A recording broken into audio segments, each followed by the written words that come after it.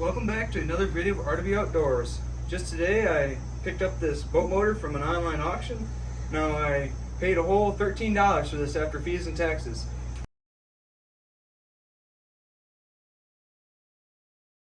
This is what I believe is a 1965 McCulloch 7.5 horse motor, and it supposedly has electric start, which is pretty cool.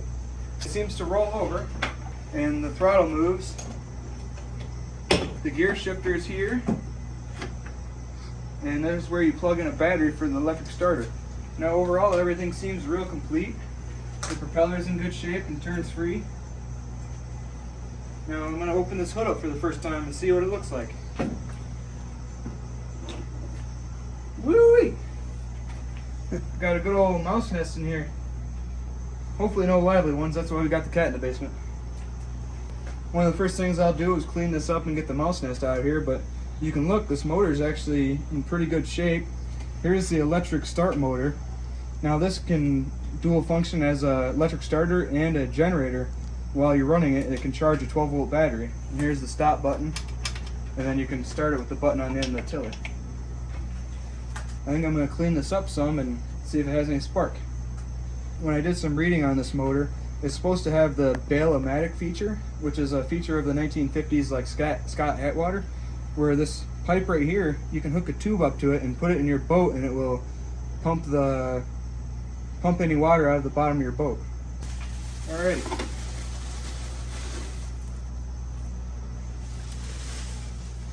I don't see any lively ones, so that's good.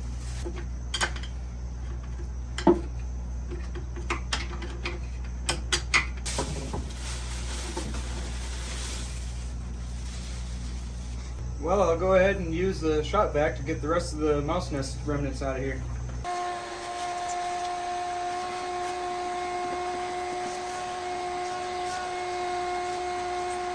One thing, this motor does look like it's been a little bit overheated at one time, but I don't know if this will affect it running or not. You can see there the cylinder head's got some browning on it, but it still rolls over and seems to have compression, so I'm not really too worried. The only thing that might be wrong with it is the water pump might not work, and for these old motors that might be obsolete.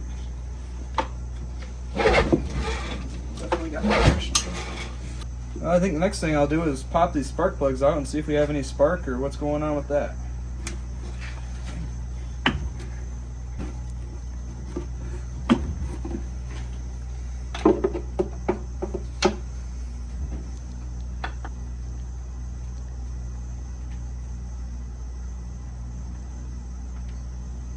Now, the spark plugs do look pretty dirty.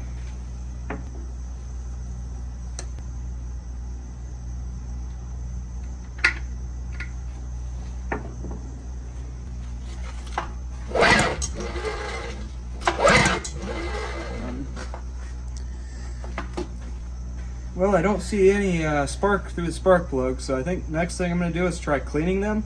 If there's no spark still after that, then I'm going to have to pull the flywheel and clean the points, which I assume that I'll probably have to do. Well, to remove this recoil, I have to remove these 3 bolts, one here, and then one on the opposite side.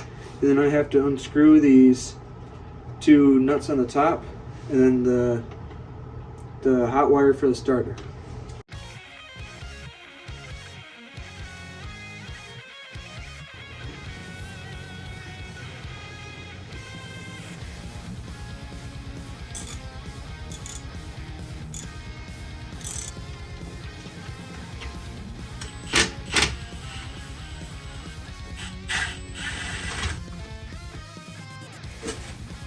Remove this cover, and you will need to remove this bolt with the impact.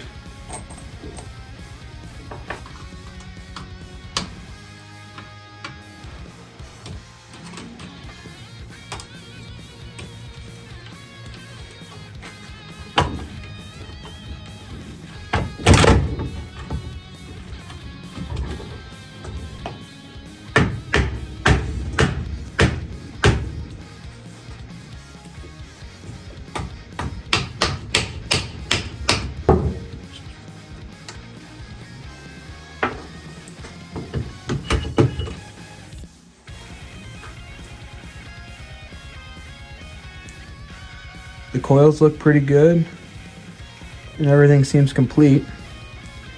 I think all I need to do is just clean the points, make sure they're in spec of what they're supposed to be. By far, this is the most difficult motor I've ever had to work on to get to the magneto. To clean these points, I'm using a little piece of 400 grit sandpaper to polish the points. I'm opening it up with a screwdriver, putting the sandpaper in and pulling out. And repeat that process a few times.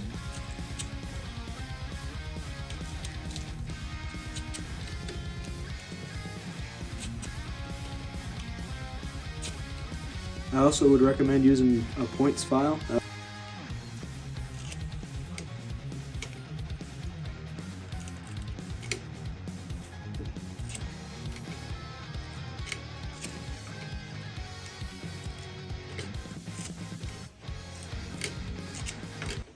Alright, we're going to test for a spark.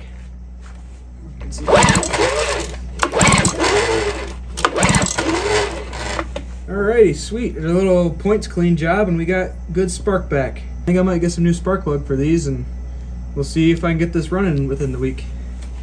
Alrighty, so I was able to successfully restore spark back to this old McCulloch boat motor, and this was pretty challenging to take this recoil assembly off because with all this electric start mechanisms and all that, disconnecting all the wires was kind of a pain, but I still was able to get it done.